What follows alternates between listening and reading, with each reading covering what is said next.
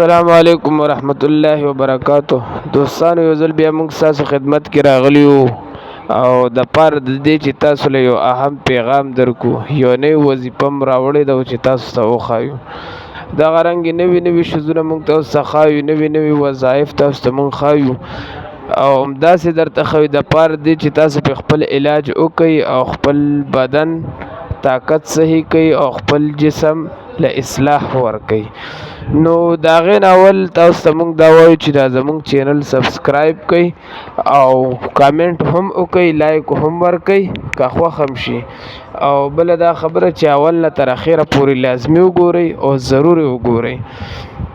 موږ نوې وظیفه ستاسو دپاره دا راوړې ده چې د یو کس ګردې فیل شي. مطلب دا د یو کس ګردې فیل شي او ډاکټران خو بیا اجازت ورکړي چې دا نه ښه کېږي، یا به ټرانسپورټ پکې مثلا بل چا نه به ګرده اخلي او ده ته به یې لګو، په هغې باندې په کروڑو روپۍ لګي. غریبانان خلک وي، دومره غریبانان خلک دي نن سبا چې د هغې چېرته وس دی، د 1000 روپو وسې نه وي، نو کروڑو روپو علاج چېرته کولی شي. دې دپاره د کروڑو روپو علاج دپاره درته موږ یو اسانه وظیفه ښایو، اسان عمل ښایو. نو د کروڑونو روپو علاج دی، هغې دپاره موږ تاسو له فري وظیفه درکو. د یو انسان چې کوم انسان چې ګردې فیل شي د هغې دپاره موږ تاسو له یو اسان علاج درکو. نو دغه رنګې ډېر خلک وي د ګردو بیماران دي، په هسپتالونو کې پراته دي، علاج یې نه کېږي او روزانه ډایلاسیس کېږي او ټول خلک پریشان دي، پیسې چا سره وي نه، ګرده څوک چاله ورکوي نه. نو عزتمندو یو اسانه وظیفه در کوم، یو اسانه نسخه درته ښیم. لپاره د دې چې تاسو موږ ته صرف یو دعا وکړئ، 15 وخته لمونځ کوئ، په هغې کې موږ یادوئ. نو هغه وظیفه دا ده چې تاسو به سوره رحمان په 20مه سپاره کې مشهور صورت دی. نو که سبق هم ویلی وي ډېره ښه ده، نو دا سوره رحمان وایي. او بله خبره دا ده چې سوره رحمان نقش ورته ویلی کېږي، هغې دپاره موږ سره رابطه ضرور کوئ. او بله خبره دا یاد وساتئ، دا څومره وظایف چې موږ درکو تاسو له، د دې اجازت ضروري دی. زموږ نه به اجازت تاسو اخلئ، زموږ نمبر باندې به تاسو رابطه کوئ، هله به دا چې کوم دی شروع کوئ. ورنه که بیا څه نقصان در ورسېدو، څه خلاف کار وشو، نو بیا به د دې موږ ذمهوار نه یو. نو دا زموږ وظایف اجازت سره متعلق دي چې اجازت په تاسو خامخا اخلئ. نو سوره رحمان نه دی، سحر او ماښام دې ورلوئ او دا د ګردو مریض پې دمئ، همداسې دې پې هم دمئ. دم کولو طریقه څه ده؟ په لاسونو دې چوف کړي او لاسونه دې په ټول بدن د مریض راکاږي، او یا دې د مریض په لاسونو چوف کړي، مریض دې په ټول بدن باندې خپل لاسونه راکاږي چې یو ځای هم ترې پاتې نه شي.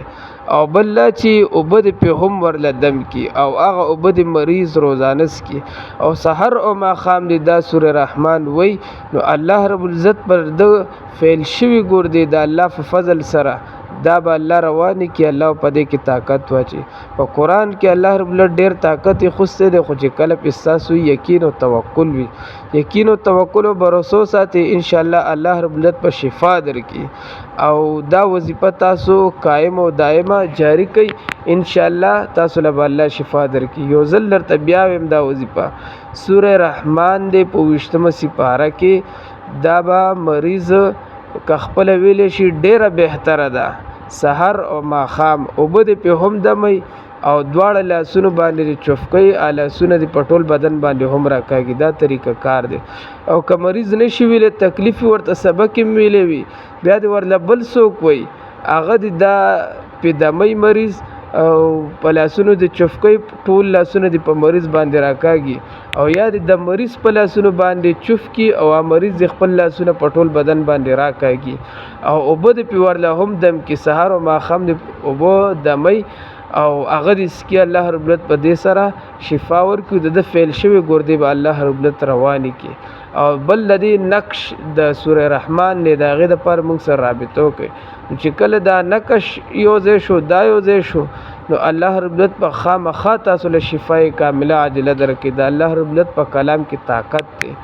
نو دا ویډیو وګورئ، که خوښ هم شوه نو خامخا لایک وکړئ او زموږ دا چینل سبسکرایب کړئ. دا غټ خدمت وکړئ او دعا راته وکړئ چې فایده درکړي. جزاکم الله خیرا.